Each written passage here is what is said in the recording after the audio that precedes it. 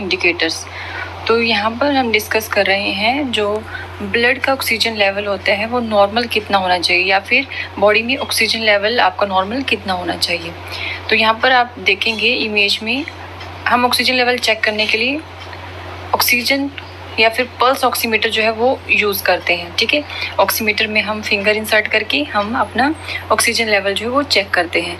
तो यहाँ पर कुछ पैरामीटर हैं कि नॉर्मल कितना होगा, सफिशिएंट कितना होगा, लो, क्रिटिकल या फिर सीवियर कब हो जाता है।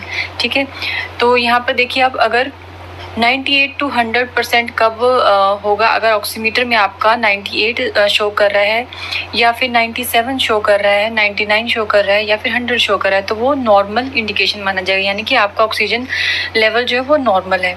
अगर ऑक्सीमीटर में 95, ठीक है, या फिर 94 शो कर रहा है, 96 शो कर रहा है, तो वो इनसफिशिएंट होगा, टॉलरेबल माना जाएगा, लेकिन इससे कम नहीं होना चाहिए। ठीक है, यानी कि 96, 97 जो है वो नॉर्मल रेंज में रहेगा, टॉलरेबल होगा।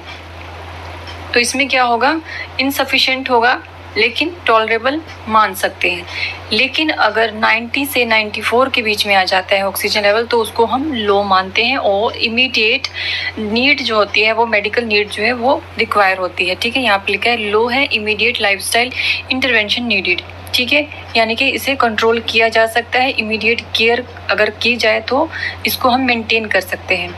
अगर 90% से कम हो जाता है तो वो उस कंडीशन को हम, आप देखेंगे यहाँ पर रेड लाइन आ चुकी है, यानी कि क्रिटिकल कंडीशन हो चुकी है, कंसल्ट स्पेशलिस्ट इमीडिएटली। ठीक है, उस टाइम पर हमें डॉक्टर की नीड होगी और क्रिटिकल कंडीशन हो सकती है पेशेंट की, क्योंकि ऑक्सीजन लेवल जो है वो 90% से कम हो गया है। उसके बाद आता है सीवियर कंडीशन। सीवियर कंडीशन कब हो जाएगी, जब ऑक्सीजन लेवल 80% से भी कम हो जाएगा। ठीक है, हाइपर यानी कि हाइपोक्सिया होने की कंडीशन हो जाती है और पेशेंट को हॉस्पिटलाइज करना पड़ जाता है। तो 80% अगर पेशेंट की ऑक्सीजन लेवल या फिर SpO2 आ जाता है तो सीवियर कंडीशन हो जाएगी, हॉस्पिटलाइजेशन की ज़रूरत पड़ सकती है।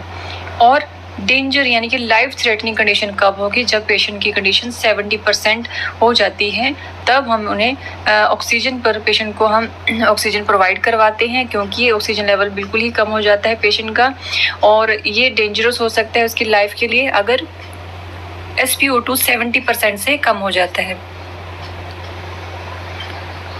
तो ये सभी हमने कंडीशंस देखी हैं। ठीक है, नॉर्मल आपको पता चल गया है, टॉलरेबल कितना होगा, लो कितना माना जाएगा, ठीक है, क्रिटिकल कब स्टार्ट हो जाता है और सीवियर किस कंडीशन में होगा, और डेंजरस यानी कि लाइफ थ्रेटनिंग कब हो सकता है अगर ऑक्सीजन लेवल जो है इस मात्रा में रहता है।